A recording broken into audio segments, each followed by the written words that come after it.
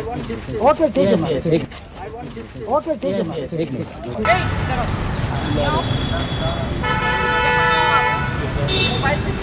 And much better question than जहाँ बच्चे actually आप लोग नहीं होते तो हम क्या हो।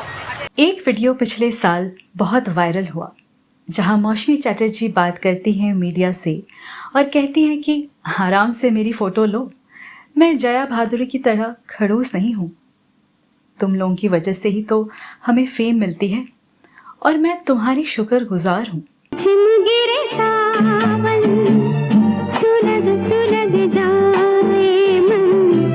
ये वीडियो अच्छा खासा वायरल हुआ, लेकिन सबके ऊपर चिल्लाने वाली जया भादुरी की तरफ से इस बात का कोई भी जवाब सुनने को नहीं मिला। दरअसल जया के ज़्यादातर पंगे आपको अपने से नीचे काम करने वाले लोगों के साथ ही मिलेंगे। वहीं मौसमी भी कम मुंहफट नहीं है। वो भी कुछ इस कदर बोलती हैं अपने इंटरव्यू में कि अपने आप को सही साबित करने के लिए वो दूसरे को छोटा दिखाने में ज़रा भी संकोच नहीं करती। आज इन दोनों अभिनेत्रियों की बात हम साथ में इसलिए कर रहे हैं क्योंकि अभी हाल ही में बॉलीवुड के बेहद ही लोकप्रिय कलाकार मनोज कुमार जी ने दुनिया को अलविदा कह दिया। रह जाती निशानी। दर्शकों की और बॉलीवुड के कलाकारों की आंखें उनके लिए नम थी। वहीं मनोज कुमार जी पर मौसमी चैटर्जी के लगाए कुछ गंभीर आरोपों का भी जिक्र होने लगा। साथ ही जया भादुरी का मनोज कुमार से हुआ झगड़ा भी बेहद ही रोचक रहा, जहां एक तरफ अमिताभ बच्चन मनोज कुमार की अंतिम यात्रा और रस्मों में बेहद ही नम आँखों के साथ गमगीन दिखाई दिए, वहीं जया का उनसे झगड़ा भी खूब चर्चा का विषय बन गया। अमिताभ बच्चन के करियर को एक दिशा देने में मनोज कुमार का काफ़ी बड़ा हाथ रहा। फिल्म रोटी कपड़ा और मकान के लिए मनोज साहब ने उन्हें एक बेहद ही ख़ास रोल के लिए चुना, जहां अमिताभ को उनके काम के लिए खूब सराहा गया। मनोज कुमार के लिए वो आदर, सम्मान और उनके जाने का दर्द साफ झलक रहा था। बात करें अगर जया बच्चन की, तो फिल्म शोर की शूटिंग की बात है। जया भादुरी उस समय मनोज कुमार के डायरेक्शन में काम करते हुए उनसे इतना परेशान हो गई, या यूं कहें कि इतना चिढ़ गई कि पूरे यूनिट के सामने ये चिल्लाकर मनोज कुमार को बोली कि आप एक नंबर के गुंडे हैं। दरअसल मनोज कुमार एक ऐसे डायरेक्टर थे जो अपने काम में डूब जाया करते थे। उस समय भी कम साधनों के बावजूद वो अपनी फिल्मों के लिए अलग अलग एंगल और अलग अलग तरह से सीन को फिल्माया करते थे। वो भी इस बात का ध्यान रखते हुए कि ऐसा करते हुए कहीं से भी दृश्य के इमोशन में कोई बदलाव ना आए। मैं ना भूलूंगा, मैं ना भूलूंगी। काम करते हुए वे अक्सर कलाकारों को टोकते भी थे, डांटते भी थे और जाहिर था अपने काम के लिए बेहद संजीदा मनोज कुमार एक सख्त टीचर के जैसे व्यवहार करते। लेकिन शायद जया बच्चन को किसी से सुनने की आदत नहीं थी। पर्दे पर बेहद शांत और सरल दिखने वाली अभिनेत्री मनोज के टोकने की आदत से इस कदर झल्ला पड़ी कि उस पल उन्होंने मनोज कुमार को सबके सामने रौब मारने वाला गुंडा कह दिया। और इसका परिणाम रहा कि फिल्म के प्रीमियर के दौरान मनोज कुमार ने भी जहां पूरी टीम और अन्य सबको इनविटेशन भेजा, वहीं जया को प्रीमियर के लिए नहीं बुलाया गया। अब बात करते हैं मौसमी चैटर्जी की। तो एक इंटरव्यू के दौरान वो खुद को बेहद ही ऊंचे आदर्शों वाला बताते हुए कहती हैं कि उन्हें कभी भी किसी को हक करना, हाथ मिलाना या किस करना मंजूर नहीं था, क्योंकि उनकी परवरिश ही ऐसी नहीं थी। लेकिन यहाँ सवाल ये उठता है कि फिर उन्होंने फिल्म इंडस्ट्री जैसी जगह को काम के लिए चुना ही क्यों? एक अभिनेत्री को यहाँ तो बार बार किसी ना किसी की बीवी का किरदार निभाना ही होता है। Come from A conservative family, तो सब बोलते थे हाय और ऊपर से हक करने को आते थे। I used to get stiff unnecessarily, why I hug and kiss, क्यों करूं? It is not even our culture, forget it. And I am embarrassed on this because I am not brought up in that way. I don't like it. You have to have a body sanctity. That's right. नहीं नहीं कोई तुम सा हसीन, नहीं नहीं कोई तुम सा हसीन। दरअसल मौसमी ने मनोज कुमार पर जो इल्ज़ाम लगाए वो काफ़ी संजीदा और मनोज कुमार की छवि को धूल में मिलाने के लिए काफ़ी था। 1984 में सिनेब्लिट्स मैगज़ीन में मौसमी चैटर्जी का इंटरव्यू पब्लिश हुआ, जहां वे कहती हैं कि मनोज कुमार ने एक बार उन्हें अपनी फिल्म 10 नंबरी के ट्रायल के लिए आमंत्रित किया। वो कहती हैं कि मैं ट्रायल पर पहुंचने में लेट हो गई और जब मैं वहां पहुंची तब मनोज कुमार ने उनके लिए बीच की एक सीट छोड़ी और जो कि उनके और उनकी पत्नी शशि के बीच रखी हुई थी। मुझे वहाँ बैठना कुछ अजीब सा लगा, पर मैं उन दोनों के बीच बैठ गई। वे आगे बताती हैं कि वहाँ बार बार मनोज कुमार अपने पैर से मेरा पैर टच करने लगे, जो कि मुझे अनकंफर्टेबल कर रहा था। उसके बाद वे अक्सर मुझे फ़ोन करते। आगे मौसमी ये भी बताती हैं कि फिल्म क्रांति की स्क्रिप्ट के बारे में बात करने के लिए मनोज कुमार जी ने उन्हें ओबेरॉय टावर्स होटल में बुलाया। अपने इंटरव्यू में मौसमी कहती हैं कि वे इसके लिए भी कंफर्टेबल नहीं थी। मौसमी का कहना था कि स्क्रिप्ट के लिए होटल में जाने की क्या ज़रूरत है, उसके लिए तो फ़ोन पर ही बात हो सकती है ना। जिस पर मनोज जी ने कहा कि ठीक है, अगर तुम होटल नहीं आ सकती हो तो नेक्स्ट फ्राइडे डिनर पर घर पर आ जाओ। वो आगे ये कहती हैं कि उन्हें ये बात भी ठीक नहीं लगी, क्योंकि मनोज जी ने सिर्फ मौसमी को इनवाइट किया था, उनके पति बाबू को नहीं।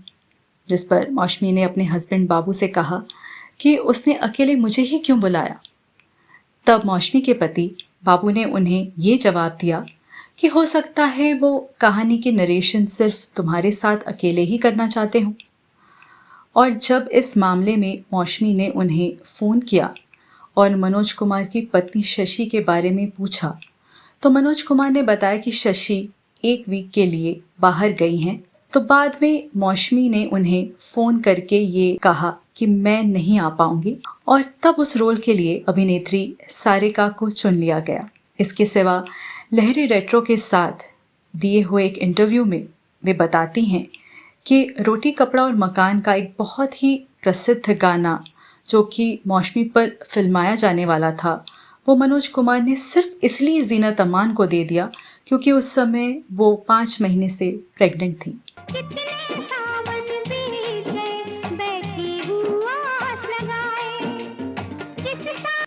और जब मनोज कुमार को ये पता चला तो वो गाना फिर ज़ीनत पर फिल्माया गया।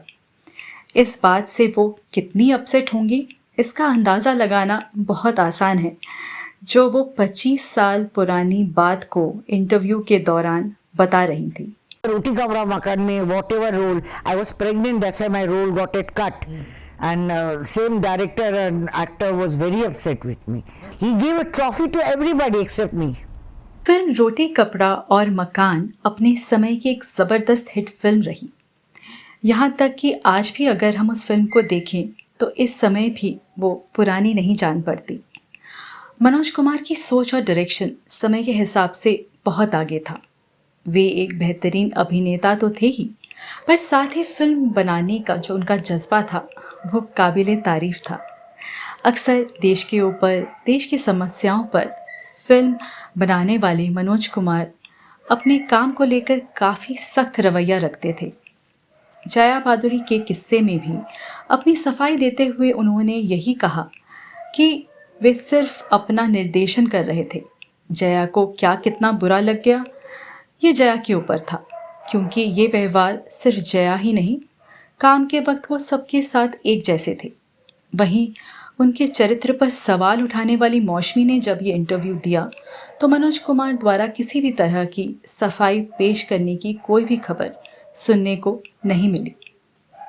लेकिन सवाल ये उठता है कि अपनी बीवी के साथ में होते हुए क्यों मनोज कुमार बीच में उनके लिए एक कुर्सी छोड़ेंगे और जो भी अभद्र व्यवहार उन्हें करना था कैसे वो अपनी बीवी के साथ होते हुए वो मौशमी के साथ ऐसा कर पाए।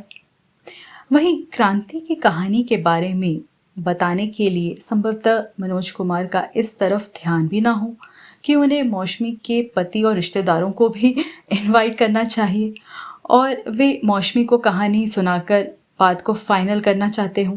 दिल की बात दिल में जो छुपाई मार गई, बाकी कुछ बचा तो नहीं। फिल्म रोटी कपड़ा और मकान 1974 में रिलीज हुई थी और तब मौशमी की नाराज़गी ये थी कि बरसात का एक गाना उनकी जगह जीनत पर फिल्माया गया और 1981 में रिलीज़ हुई क्रांति के समय तक अपनी नाराज़गी को मौशमी ने एक ऐसा रंग दे दिया कि पूछिए मत, क्योंकि पत्नी के साथ बैठकर किसी दूसरी औरत के साथ दुर्व्यवहार कोई मूर्ख इंसान ही कर सकता है। और सालों बीत जाने के बाद भी मौशमी इंटरव्यू के दौरान गाना जीनत अमान को क्यों दे दिया गया इसकी नाराज़गी जाहिर करती रही, जबकि समय बीत जाने पर बहुत सी बातें हमें जो आज बड़ी लगती हैं वो आगे छोटी बातें लगने लगती हैं। नहीं, यहाँ तक कि कभी कभी तो हम फिर उन पुरानी बातों के लिए हंस भी देते हैं। खैर, सच्चाई जो भी हो वो आज हम नहीं जान सकते, क्योंकि मौशमी ने तो अपनी बात कह दी, पर मनोज कुमार जी हमारे बीच अब नहीं हैं। मनोज कुमार को जितना हम जान सके वो यही है कि वे अपनी पूरी ज़िंदगी एक देशभक्त की तरह काम करते रहे। उनकी फिल्म हमेशा भारत को एक ऊंचे पायदान पर रखती रही और हमारे देश के सैनिकों की कुर्बानी की याद दिलाती रही। साथ ही देश की समस्याओं और अन्य मुद्दों को भी वे अपनी फिल्म के द्वारा अक्सर उठाया करते थे। फिल्मों में आने से पहले उनकी एक सहपाठी रही शशि, जिससे वो बेहद प्यार करते थे और फिल्मों में नाम बनने के बाद भी उन्होंने शादी उन्हीं से की और जीवन के अंत तक वो दोनों साथ साथ रहे। ऐसा नहीं है कि ऐसी छवि वाला इंसान कभी गलत नहीं हो सकता, पर ऐसा भी नहीं है कि औरत किसी मर्द को अकारण ही बदनाम नहीं कर सकती। होने को तो कुछ भी हो सकता है, पर खुद की सफाई देती हुई मौशमी चैटर्जी मनोज कुमार के बारे में कहीं 74 से शुरू हुई नाराज़गी को 81 तक ना ले गई हूँ। खैर, जाने वाले की तरफ से कोई नहीं बोल सकता, पर मनोज कुमार को हमने हमेशा उनके काम और चरित्रों के लिए पसंद किया है और वो हमेशा पसंद किए जाते रहेंगे। भारत का रहने वाला हूँ, भारत की बात सुनाता हूँ। इस किस्से को सुनकर मौशमी चैटर्जी की बात के लिए आप क्या राय रखते हैं वो हमसे कमेंट बॉक्स के ज़रिए ज़रूर शेयर कीजिएगा। और हाँ, अगर आपको हमारा काम पसंद आया है तो हमारी वीडियो को अपना लाइक देकर हमारे चैनल को आगे बढ़ाने के लिए अपना सपोर्ट ज़रूर दीजिएगा। आज की कहानी को मैं यहीं समाप्त करती हूँ। मैं आपकी होस्ट और दोस्त देव मोहिनी जल्द ही आपसे मिलूंगी एक नई कहानी के साथ। तब तक के लिए आप सभी को मेरा प्यार भरा नमस्कार।